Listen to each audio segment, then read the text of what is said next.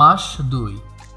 দ্বিতীয় মাসের শেষের দিকে চাঁদ পৃথিবীর দূরত্বের 2/3 দূরত্বে চলে এসেছে এবং বিশ্বব্যাপী অবকাঠামো ভেঙে পড়েছে, কারণ জোয়ারের উচ্চতা 10 মিটারের উপরে উঠেছে।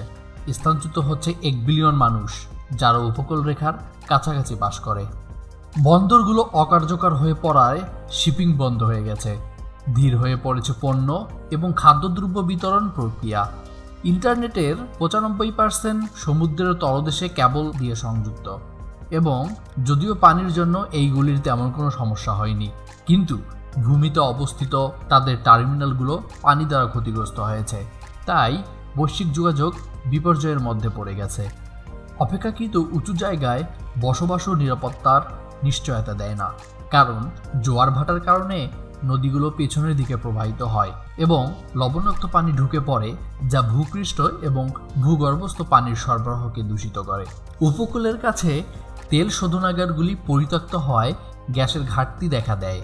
দেশগুলো তাদের অবশিষ্ট দৈনন্দিনের নিত্য প্রয়োজনীয় পণ্যগুলো কঠোর রেশনিং ব্যবস্থার মাধ্যমে সরবরাহ শুরু করে। শহরগুলোতে ভাটার সময় প্রচুর ময়লা আবর্জনা আটকে পড়ে, যা বর্জ্য ব্যবস্থাকে চরমভাবে বাধাগ্রস্ত করেছে। যখন জল ফিরে আসে, বেঁচে থাকা লোকেরা তখন উঁচুতে আশ্রয় নেয়। মাস 3। কমিউনিকেশন এবং নেভিগেশন স্যাটেলাইটগুলোর স্বাভাবিক কার্যক্রম ব্যাহত করার মতো চাঁদ যথেষ্ট কাছাকাছি চলে এসেছে। চাঁদ যত কাছাকাছি এসে পড়ে, স্যাটেলাইটগুলো কক্ষপথ থেকে বেশি বিকৃত হয়। কক্ষপথ সংশোধনের জন্য তাদের জ্বালানি ফুরিয়ে যাওয়ায় স্যাটেলাইটগুলো নিয়ন্ত্রণের বাইরে চলে গেছে। মাস 4 থেকে 5। পৃথিবীতে জোয়ারগুলোর উচ্চতা বৃদ্ধি পেতে পেতে প্রায় 30 মিটার পর্যন্ত পৌঁছে গেছে এবং